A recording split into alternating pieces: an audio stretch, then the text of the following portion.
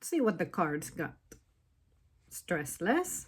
Eat the rainbow by including as many colorful fruits and vegetables in your meals as possible. Crazy that I see this one. It's almost kind of a sign subliminally because recently I was thinking very deeply about how very not varied my diet has been. I'm like, darn, sometimes I go days without eating a vegetable. Other times I'm like, oh, I can go weeks without eating fruits. I like fruits and vegetables. I really have trouble getting around to them though. I bought some frozen veggies that I meant to use with some eggs that I had in the fridge. Ultimately, I told my boyfriend, I noticed that you ran out of eggs. If you need egg, if you're going to do anything with egg, please eat the two that I have left over because I just lost like my drive, my energy, my desire to have them. Ultimately, yeah, he made something with them. He ate them and I'm like, okay, good. I'm glad that that didn't have to go to waste.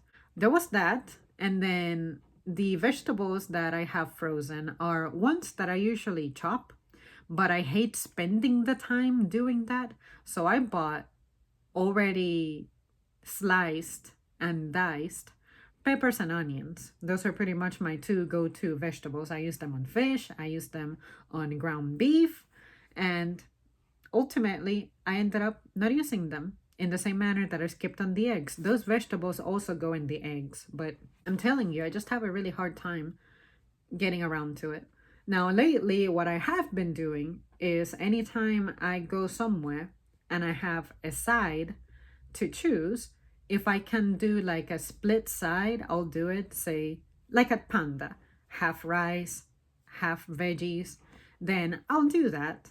But if it's not an option, then at least I try to choose something that is very protein rich and a little bit lackluster on the carby side because I do not have a hard time getting around to carbs, as you can see. But I'm frustrated by that, and I just gotta face it. I just realistically don't have the time for that.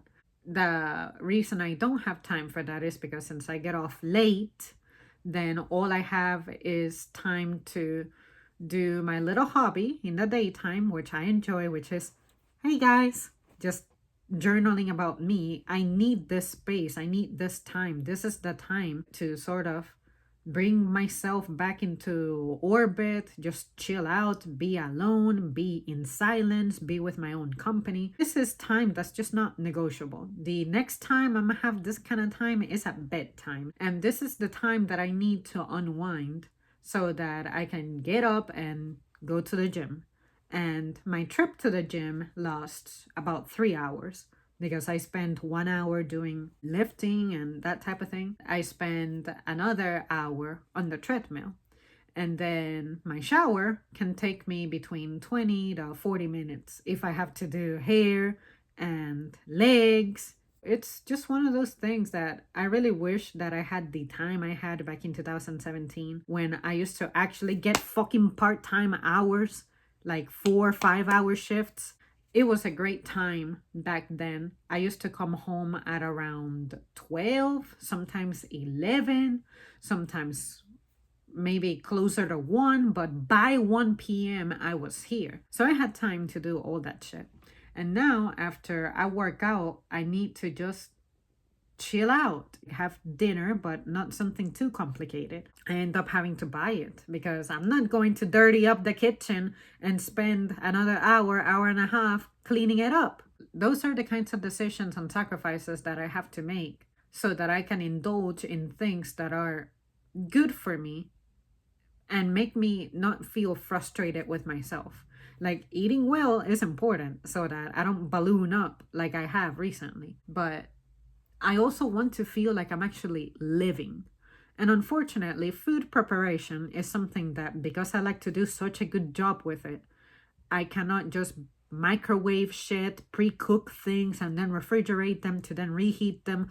Ugh, I can't do reheated food. I just can't. If I'm going to eat, I have to have a good time with what I'm eating. If I don't, I risk falling back on the trap of when I was a kid, I was just a picky ass eater. And I could go days just eating nothing but tiny things, a lot of snacks. And that's how I was fat as a kid. Because I would rather just eat like cereal, even if it was dry, eat chips, things like that. And actual home cooked meals, they were nasty to me. Just gross, especially chicken. I just could not stand chicken legs, chicken drumsticks, chicken thighs. Oh, I can remember it was so bad. That shit was just pale looking. I'm also guessing that maybe I just didn't like the seasoning being used at the time.